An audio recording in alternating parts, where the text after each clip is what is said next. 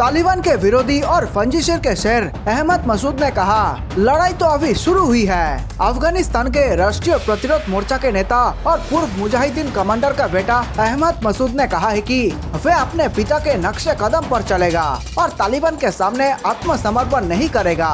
विद्रोहियों की उनकी सेना तालिबान लड़ाकों से आखिरी सांस तक लड़ेगी। तालिबान ने अमेरिका और नाटो की सेना के चले जाने के बाद अफगानिस्तान पर कब्जा कर लिया है। तालिबान ने अफगानिस्तान के 33 प्रांतों पर कब्जा किया है। यहाँ सिर्फ एक पंजशीर प्रांत ही ऐसा है जहाँ तालिबान की सत्ता नहीं है।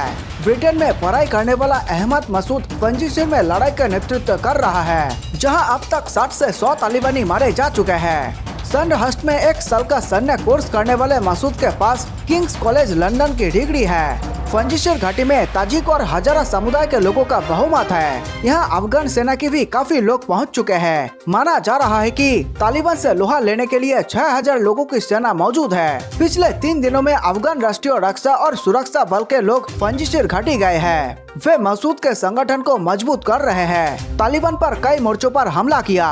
पिछले दिनों तालिबान विरोधियों ने अफगानिस्तान के 3 प्रांतों पर कब्जा जमाया है। उधर तालिबानी लड़ाके पंजशीर में दस्तक दे चुके हैं। तालिबान और पंजशीर की फौज आमने सामने है। तालिबान ने कहा है कि अगर अहमद मसूद सरेंडर नहीं करते हैं तो बल प्रयोग होगा। फ्रांसीसी दार्शनिक वर्नर हेनरी लेवी ने कहा कि मैंने अभी अहमद मसूद से फोन पर बात की है। उसने मुझसे कहा कि मैं अहमद शाह मसूद का बेटा हूँ। समर्पण मेरी शब्दावली का हिस्सा नहीं है, ये शुरुआत है। विरोध तो अभी शुरू हुआ है। पंजशीर के शेर अहमद शाह मसूद ने अपने घर से तालिबान के खिलाफ सबसे मजबूत प्रतिरोध का नेतृत्व किया, जब तक कि 9/11 से 2 दिन पहले मोरक्को मुल्क के अल कायदा आतंकियों द्वारा उसकी हत्या नहीं कर दी गई। उन्होंने सीआई समर्थित उत्तरी गठबंधन का नेतृत्व किया, जिसने 2002 में तालिबान को बाहर कर दिया और देश को स्थिर किया। पंजशीर घाटी जो 1990 के गृह युद्ध के दौरान तालिबान के हाथों कभी कब्जे में आई, यहाँ तक कि 1 दशक पहले सोवियत संघ द्वारा नहीं जीती गई थी।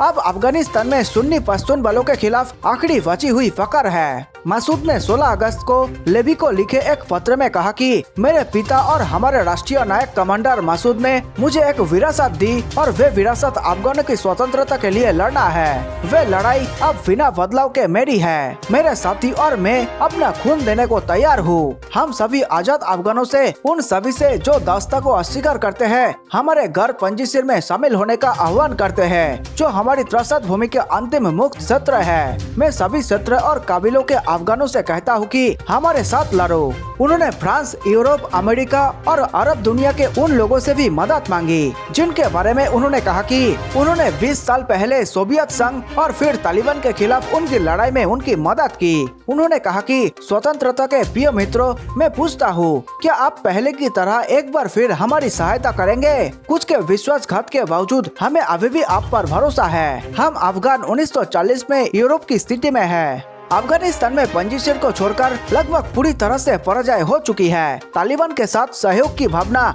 उन पराजित लोगों में फैल रही है, जिन्होंने अपनी विफलताओं से इस युद्ध को खो दिया। हम ही खड़े हैं और हम कभी नहीं झुकेंगे। सोशल मीडिया पर कई तस्वीरों में मसूद को अफगानिस्तान के उपराष्ट्रपति अमरुल्लाह सालेह के साथ दिखाया गया है, जो तालिबान से निपटने के प्रयास के रूप में प्रतीक होता है। 32 वर्षीय मसूद का समर्थन अफगानिस्तान की खुफिया एजेंसी के पूर्व प्रमुख और अपदस्थ उपराष्ट्रपति अमरुल्लाह सालेह भी कर रहे हैं। सालेह का काबुल में जासूसों का तगड़ा नेटवर्क है। सालेह ने ट्विटर पर दावा किया कि राष्ट्रपति अशरफ गनी के संयुक्त अरब अमीरात भाग जाने के बाद अब वे देश के असली राष्ट्रपति हैं। अफगानिस्तान की ये घाटी तालिबान कब्जे से मुक्त। काबुल से 125 किमी दूर है पंजशीर। जाने यहाँ किसका चलता है शासन? अफगानिस्तान के राष्ट्रपति काबुल पर तालिबान का पूरी तरह से कब्जा हो चुका है, लेकिन वहां से 125 किलोमीटर दूर पंजशीर घाटी अभी भी तालिबान प्रभाव से मुक्त है। अफगानिस्तान का यह क्षेत्र तालिबान के प्रभुत्व से बाहर है। अफगानिस्तान की पंजशीर घाटी लंबे समय से तालिबान हुकूमत के विरोध का घर रहा है। पूर्व सोवियत संघ के खिलाफ लड़ने वाले मुजाहिदीन नेता अहमद शाह मसूद ने इस घाटी को अपना घर बनाया था। 2 दशक पूर्व तालिबान ने जब अफगानिस्तान को अपने नियंत्रण में लिया था,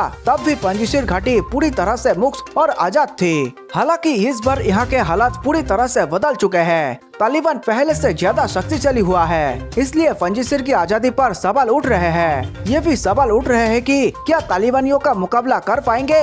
पंजशीर घाटी में अब अहमद शाह मसूद के बेटे अहमद मसूद ने तालिबान के विरोध में झंडा उठाया है। हालांकि मसूद के पास अपने पिता की विरासत के अलावा और कोई बड़ी पहचान नहीं है। अफगानिस्तान के उप राष्ट्रपति अमीरुल्लाह सालेह ने भी यही शरण ले रखी है। पश्चिमी और तालिबान विरोधी सरकारों के साथ निकट संबंध रखने वाले मसूद के साथ मिलकर तालिबान के खिलाफ गठजोड़ खड़ा करने की कोशिश कर रहे हैं। हालांकि यह माना जा रहा है कि पंजशीर में तालिबान को बहुत ज्यादा देर तक टक्कर नहीं दे पाएगा। इसका एक कारण ये भी है कि तालिबान ने पंजशीर में घुसने की कोशिश नहीं की है। पंजशीर को क्या अंतर्राष्ट्रीय बिरादरी की मिलेगी मदद। उधर सालेह ने तालिबान के खिलाफ बन रहे गुट की मदद करने के लिए अंतर्राष्ट्रीय बिरादरी से अपील की है। अमेरिकी सीआई अमेरिका की सुरक्षा परिषद से जुड़ रहे रक्षा विशेषज्ञ पॉल डी मिलर कहते हैं कि मुझे नहीं लगता कि पंजशीर तालिबान को पंजशीर घाटी के बाहर किसी तरह की कोई चुनौती दे पाएगा। अलतब्बा ये हो सकता है कि वे अपनी स्वतंत्रता बरकरार रखने में कामयाब हो जाए। उन्होंने कहा कि यदि पंजशीर के लोग अपना विरोध कायम रख पाते हैं तो ये हो सकता है कि उन्हें कम दर्जे का अंतर्राष्ट्रीय समर्थन मिल जाए, ताकि अफगानिस्तान में अल कायदा और दूसरे आतंकवादी समूहों पर नजर रखी जा सके। तालिबान से मुकाबला करने में अक्षम है पंजशीर। प्रो हर्ष प्रांत का कहना है कि पंजशीर में अब उतनी क्षमता नहीं है कि वे तालिबान का मुकाबला कर सके, वे अपनी रक्षा कर सके। उन्होंने कहा कि तालिबान 1990 के दशक से ज्यादा मजबूत रूप से सामने आया है। कई देशों ने उसको कूटनीतिक मान्यता देने का संकेत दिया है। पंत ने कहा कि इस समय तालिबान के पास ब्लैक हॉक हेलीकॉप्टर समेत भारी अमेरिकी हथियार है। पाकिस्तानी भी निश्चित तौर पर तालिबान की मदद करेंगे। पंजशीर टिका रहा क्योंकि उसे बहुत हद तक भारत, ईरान, ताजिकिस्तान और कुछ मौकों पर अमेरिका का समर्थन प्राप्त था। लेकिन अब अफगानिस्तान के तालिबान के कब्जे में आ जाने के बाद हालात बहुत हद तक बदल गए हैं। अब चीन और रूस जैसे देश तालिबान के साथ है। अफगान संकट पर रूसी राष्ट्रपति पुतिन बोले, आसपास के देशों में शरणार्थी के रूप में आतंकी नहीं चाहिए। रूस के राष्ट्रपति व्लादिमीर पुतिन ने उस विचार को सिरे से खारिज कर दिया कि अफगानिस्तान से बचाकर निकाले जा रहे लोगों को रूस के आसपास के देशों में रखा जाए। उनका कहना है कि उन्हें अपने देश के आसपास भी शरणार्थी का भेष धरे आतंकवादी नहीं चाहिए। पुतिन ने रविवार को पश्चिमी देशों के उस विचार को खारिज कर दिया जिसमें कुछ पश्चिमी देशों ने रूस के आसपास के देशों में अफगान शरणार्थियों को बसाने से इनकार कर दिया है। पुतिन का कहना है कि जब इन शरणार्थियों का वीजा अमेरिका और यूरोपीय देशों के लिए बना है तो इन्हें रूस के आसपास बसाने की क्या जरूरत है। उन्होंने सत्तारूढ़ यूनाइटेड रूस पार्टी के सदस्यों को संबोधित करते हुए पूछा, क्या इसका मतलब है कि बिना वीजा के लिए इन लोगों को रूस के आसपास के देशों में भेजा जा सकेगा। समस्या के समाधान के लिए इतना शर्मसार करने वाला रुख क्यों अपनाया जा रहा है। उल्लेखनीय है कि रॉयटर्स ने पिछले हफ्ते रिपोर्ट दी थी कि अमेरिका गुपचुप तरीके से कई देशों ने इन अफगान शरणार्थियों को बसाने के लिए बातचीत कर रहा है। पुतिन ने कहा कि उन्हें पता चला है कि पूर्ववर्ती सोवियत संघ के देशों में इन शरणार्थियों को भेजे जाने की योजना है जिसका वे कड़ा विरोध करते हैं। उन्होंने कहा, हमें शरणार्थियों को सूरत में आतंकवादी नहीं चाहिए। देशवासियों, वीडियो अंत तक देखने के लिए आप सबका बहुत बहुत धन्यवाद। मेरे देश प्रेमियों, नीचे कमेंट में जय हिंद लिखकर आप हमारे वीडियो को 5 स्टार दे सकते हैं ताकि हम आपके लिए ऐसे ही देशभक्ति वीडियो लाया करें। जल्द मिलते हैं एक और जानकारी पूर्ण वीडियो के साथ। नमस्कार, धन्यवाद।